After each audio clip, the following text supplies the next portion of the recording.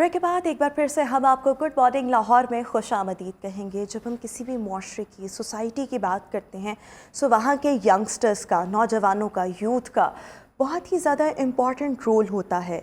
इस important role के साथ साथ यंगस्टर्स की यानी कि नौजवानों की तालीम और तरबियत बहुत ज़्यादा मैटर करती है। तालीम तो हमारे यहाँ स्पेशली अगर हम पाकिस्तानी सोसाइटी की बात करें सो तालीम पर तो ज़ोर दिया जा रहा है, और एक ख़ास तबके से ऊपर अगर हम देखें तो वहाँ के जो पेरेंट्स हैं वो लाखों रुपए माहाना फ़ीसों पर लगा रहे हैं और बच्चों को आला से आला इंस्टीट्यूट्स में, तालीमी इदारों में भेज रहे हैं। लेकिन मसला वहाँ पर आता है जब तालीम तो अच्छी मिल रही है लेकिन तरबियत वाला एलिमेंट वो बिल्कुल माइनस हो जाता है। और स्पेशली ये वो तबका है जहाँ पर केसेस जो हैं वो बिगाड़ के ज़्यादा सामने आते हैं। गो के सिचुएशन जो है वो बाकी तबकात में भी कोई मुख्तलिफ एज सच नहीं है। अच्छा, जब हम ये तमाम बातें कर रहे हैं तो आज का जब हम नौजवान देखते हैं और आप भी अपने इर्द गिर्द देखें सो they are under lots of stress, इतना स्ट्रेस, इतनी एंजाइटी। आप अस्पतालों में जाएं, जो सबसे ज़्यादा सुसाइडल अटैम्प्ट्स की जाती हैं वो सबसे ज़्यादा नौजवानों की वजह से आ रही है। मॉरली बहुत ज़्यादा लो हैं, गिरावट का शिकार हैं, अखलाकी तौर पर अखलाकी पस्ती बहुत ज़्यादा है। जब हम देखें तो हम अखलाकी तौर पर या हमारा आज का नौजवान जो है वो अखलाकी तौर पर इस कदर बिगाड़ का शिकार क्यों है? हम कहाँ कोताही बरत रहे हैं? या जब यही बच्चे जो हैं या यंगस्टर्स जो हैं वो आगे जाएंगे, मुल्क की भागदौड़ संभालेंगे, या सोसाइटी की रिस्पॉन्सिबिलिटी या फैमिली की रिस्पॉन्सिबिलिटी उनके कंधों पर होगी, तो ये क्या तरबियत करेंगे जिनकी अपनी तरबियत कुछ नहीं है? इस पर बात करेंगे कि हम कहाँ पर स्टैंड कर रहे हैं और हमने क्या मैयर्स लेने हैं जिसकी वजह से हम अपने मुआशरे को बेहतरीन मुआशरा बना सकें। हमें इस टॉपिक पर गुफ्तगू करने के लिए हमारे साथ मजहबी स्कॉलर मुफ्ती ग़ुलाम यासीन साहब हमें शो में ज्वाइन करें। मुफ्ती साहब, थैंक यू सो मच और खुशामदीद हमारे शो में। मुफ्ती साहब, सबसे पहला मैं ये सवाल आपसे करना चाहूँगी कि हमारा आज का नौजवान है, उसके बिगाड़ की, वो अखलाकी तौर पर इतनी पस्ती का शिकार है, बिगाड़ की असल वजह कहाँ पे है, कॉज कहाँ पर है जहाँ पर कोताही बरती गई? जी, बिस्मिल्लाहिर्रहमानिर्रहीम। सबसे पहले तो आपका बहुत बहुत शुक्रिया। आपने बड़ा अच्छा सवाल किया और मौजू भी बहुत अच्छा है कि मुआशरा जो है वो दर हकीकत तीन चीज़ों से मिलकर बनता है। घर यानी ख़ानदान, स्कूल और मस्जिद। ये तीन चीज़ों का हमारे मुआशरे के अंदर बड़ा अहम किरदार है। लेकिन मैं बड़े अदब से और माजरत खाना लहजे में ये अर्ज़ करूँगा कि देखा जाए हमारे मुआशरे के बिगाड़ में सबसे ज़्यादा इन तीन चीज़ों का किरदार जो है वो कहीं भी दिखाई नहीं दे रहा। आपने बिल्कुल बात बजा कही है कि तालीम तो है, तरबियत नहीं है। तरबियत के अंदर सबसे पहले हमारा घर है। अब घर वाले जो हैं अगर वो बच्चों की तरबियत नहीं करेंगे, अल्लाह के प्यारे हबीब सल्लल्लाहु अलैहि वसल्लम का फरमाना है, तुम में से हर एक निगाहबान है और हर एक से उसकी रियाया के हवाले से पूछा जाएगा। बेटा है, बेटी है, उनकी तरबियत करना माँ बाप पर लाजिम है। जिस तरह कि हम लोग इस बात पर तवज्जो देते हैं कि नमाज अदा करना ये फ़र्ज़ है, इसी तरह अपने बच्चों की तरबियत करना और उनको दीन के मुताबिक उनकी तरबियत करना ये हम में से हर मुसलमान पर लाजिम है।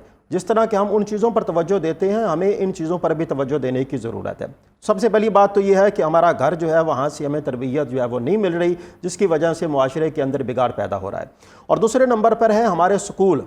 स्कूलों के अंदर तालीम तो है लेकिन वहाँ पर तरबियत नहीं है, वहाँ पर अखलाकी बहरान जो है वो बहुत ज़्यादा है, जिसकी वजह से हमारे मुआशरे के अंदर बिगाड़ जो है वो पैदा हो रहा है।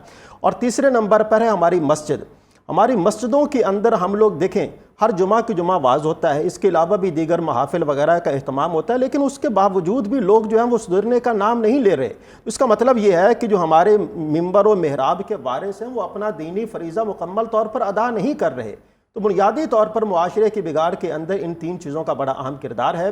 घर है, घर की ज़िम्मेदारी है, स्कूल की ज़िम्मेदारी है कि तालीम के साथ साथ तरबियत का भी एहतमाम करें, और मस्जिद की ज़िम्मेदारी भी है।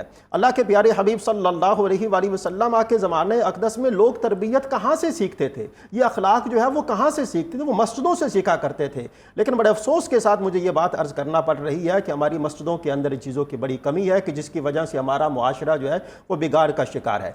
अगर हम लोग अपने घर को बेहतर बना लें, अपने स्कूलों को तालीम के साथ تربیت کا بھی بہترین انتظام جو ہے وہ کر دیں اور ہماری مسجدوں کے اندر بھی تعلیم و تربیت کا بہترین اہتمام ہو جائے تو یقیناً ہمارا معاشرہ جو ہے وہ مثالی معاشرہ بن سکتا ہے اور معاشرے کے اندر بگاڑ اور فتنہ فساد ختم ہو سکتا ہے۔ اچھا، جب ہم بگاڑ کی ابھی بات کر رہے ہیں تو آپ بگاڑ کو کس طرح سے ایکسپلین کریں گے؟ جب ہم بگاڑ کی بات کر رہے ہیں تو معاشرے میں، نوجوانوں میں آپ کہاں کہاں پر بگاڑ دیکھ رہے ہیں جس کی وجہ سے ہمارے پاس آج جو جنریشن ہے وہ ماں باپ کی آنکھوں میں آنکھیں ڈال کر بات کر رہے ہیں، اور جو پہلے زمانوں میں ایک عزت ہوتی تھی، تکریم ہوتی تھی، وہ سب کچھ تو مائنس ہو گیا، کوئی ڈر اور خوف ہی نہیں ہے؟ جی بالکل ایسا ہی ہے۔ تو اس کے لیے سب سے بڑی وجہ تو یہ ہے کہ ہماری سوسائٹی کے اندر ادب و احترام جو ہے وہ ختم ہو گیا ہے۔ اب یہ ادب اور احترام ہم نے گھر سے سیکھنا ہے، ہمارے گھر والوں نے ہمیں بتانا ہے، لیکن بڑے افسوس کے ساتھ یہ بات عرض کرنا پڑتی ہے کہ ہمارے گھر والے جو ہیں وہ تو ہمیں دوسروں کے بارے میں بتاتے ہیں، بچوں کی تربیت یہ کرتے ہیں آپ نے فلاں سے بات کرنی اور فلاں سے بات نہیں کرنی، جبکہ یہ چیزیں بچوں کے شروع سے ذہنوں میں بٹھا دی جاتی ہیں تو اور وہ چیزیں جو ان کے ذہنوں میں بیٹھ کر وہ معاشرے کے اندر بگاڑ کا سبب بنتے ہیں۔ حالانکہ ماں باپ کی یہ ذمہ داری ہے کہ وہ ان کو بتائیں ہمارا کسی کے ساتھ بولنا ہے یا نہیں ہے۔ ہمارا دین ہمیں بتاتا ہے کہ آپ نے چھوٹوں پر شفقت کرنی ہے اور بڑوں اور کا صلہ رحمی سے کام لینا ہے۔ جی صلہ رحمی سے کام لینا ہے، ظاہر سی بات ہے، جس طرح کہ میں نے ابھی بھی عرض کیا کہ نماز جو ہے وہ فرض ہے، اسی طرح صلہ رحمی بھی فرض ہے۔ نماز کے بارے میں کل قیامت والے دن ہم سے پوچھا جائے گا تو صلہ رحمی کے بارے میں بھی ہم سے پوچھا جائے گا۔ اب یہ صلہ رحمی کس نے سکھانی؟ ہمارے گھر والوں نے سکھانی ہے۔ صلہ رحمی کس نے سکھانی؟ سکول نے سکھانی ہے۔ یہ آپ نے بڑا اچھا پوائنٹ ریز کیا ہے۔ آج کل کے جب ہم پیرنٹس کو دیکھتے ہیں اور اسپیشلی جہاں پر چپکلشیں جو ہیں ساس اور بہو کی ہوتی ہیں تو وہ بہو بچے کو پہلے ہی سمجھا دیتی ہے کہ تم نے دادی کو سلام نہیں کرنا، وہ بلائے گی تو نہیں جانا۔ تو جب آپ بگاڑ خود پیدا کر رہے ہیں، بچوں کی تربیت یہ کر رہے ہیں، تو آپ کیسے ایکسپیکٹ کرتے ہیں کل کو آپ نے جب اس جگہ پر ہونا ہے تو وہ بچہ آپ کے ساتھ ایسا بیہیو نہیں کرے گا؟ یہ بگاڑ کی ایک بڑی چھوٹی سی مثال ہے، اس طرح کی کئی ایگزامپلز ہماری سوسائٹی میں۔ دیکھیں اللہ کے پیارے حبیب صلی اللہ علیہ وآلہ وسلم سیدنا ابو بکر صدیق وہ اپنے والد جناب ابو قحافہ ان کو اللہ کے پیارے حبیب کی بارگاہ میں ایمان کے قبول کروانے کے لیے لا رہے ہیں۔ جب اللہ کے پیارے حبیب نے ان بزرگوں کو دیکھا، سیدنا صدیق اکبر نے اپنے سہارے کے ذریعے ان کو لایا۔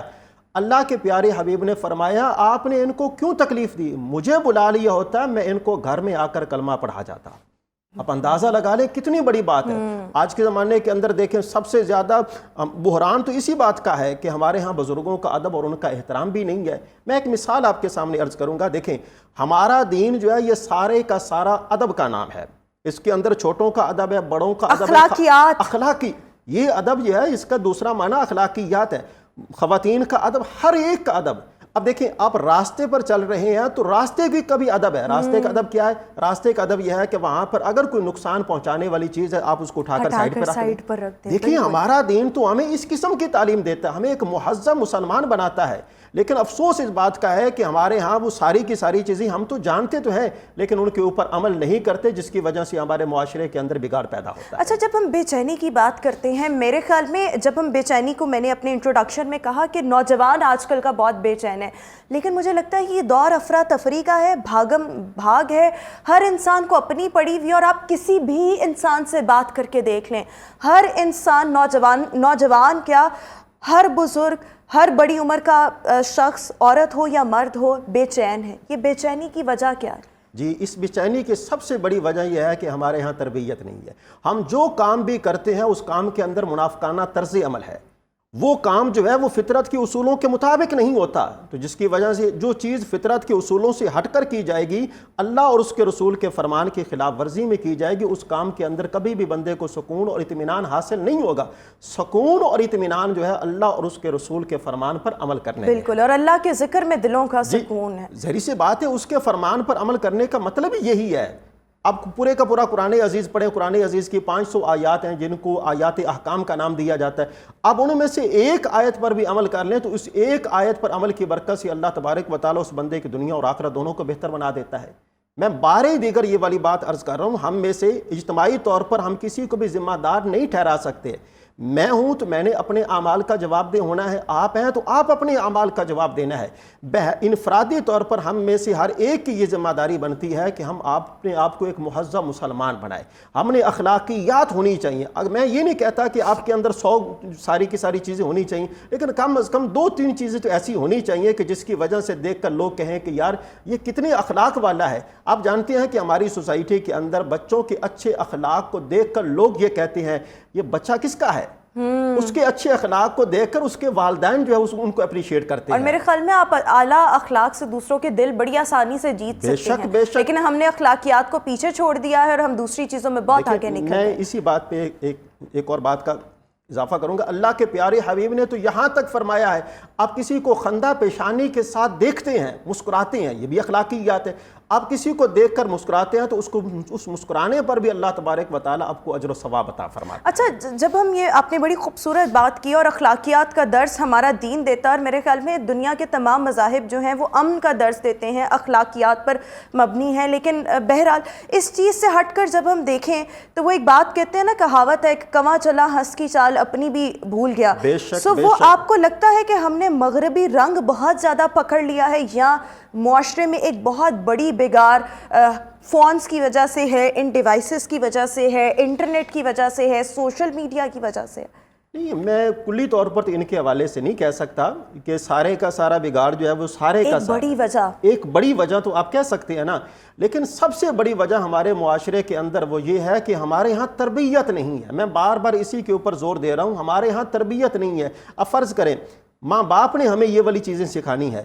اللہ کے پیارے حبیب صلی اللہ علیہ وآلہ وسلم فرماتے ہیں کہ دیکھو جو کام آپ کرو گے وہی کام آپ کی اولاد بھی کرے گی، آپ کو دیکھ کر کرے گی۔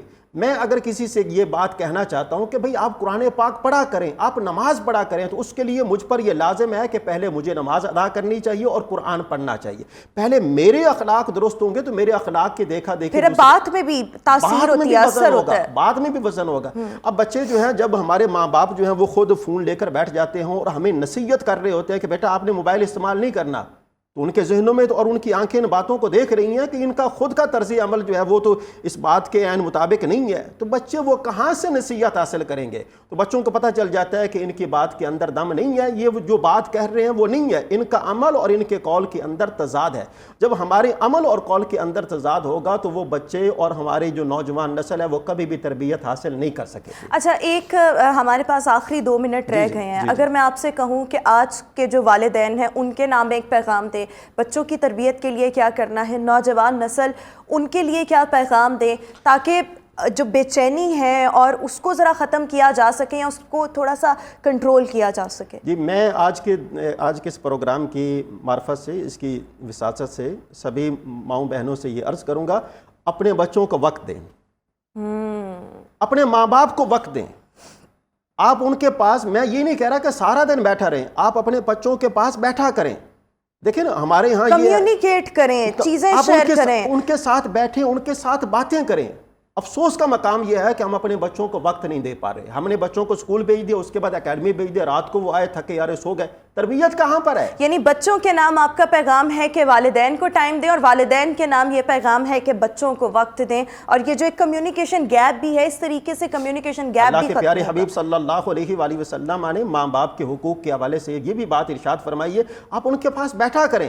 ماں باپ کے پاس بیٹھنا جو ہے یہ عبادت ہے، اور یہ والا عمل کل بروز قیامت آپ کی بخشش کا ذریعہ بنے گا۔ اور بڑوں کی عزت کریں، اگر گھر کا بڑا آپ کو کچھ سمجھا رہا ہے تو اس کو اوبے کریں، بیکاز پہلے زمانوں میں آپ دیکھیں کہ گلی محلے میں جو بڑے ہوتے تھے، دوسرے گھروں کے بھی بڑے ہوتے تھے، وہ ایک کو ڈانٹ لیتے تھے، کوئی کچھ نہیں کہتا تھا۔ آج کل تو لڑائیاں اس بات پہ شروع ہو جاتی ہیں۔ بات یہ ہے کہ جب ماں باپ بات کر رہے ہوں تو آپ ماں باپ کی بات کو توجہ کے ساتھ سنیں، بالکل انہیں اس بات کا احساس ہونا چاہیے۔ اگر آپ نے موبائل پکڑا ہو، کتاب پکڑی ہو، آپ کی توجہ ادھر ہے اور ان کی توجہ آپ کی طرف نہیں ہے، تو اس کا مطلب یہ ہے کہ آپ کی کمیونیکیشن جو ہے وہ پرفیکٹ نہیں ہے۔ اس کو بہتر بنانے کے لیے ضرورت ہے کہ آپ پوری توجہ جو ہے اس کے اوپر مرکوز کریں، اس کا اور اخلاقی طور پر خود کو مضبوط کریں۔ بہت شکریہ مفتی غلام یاسین صاحب ہمارے ساتھ شو میں موجود ہیں، اور بڑی زبردست قسم کی مفتی صاحب نے ہمارے اس سیگمنٹ میں باتیں کی۔ شو میں ایک بریک، واپس آئیں گے بریک کے بعد۔ Good morning Lahore.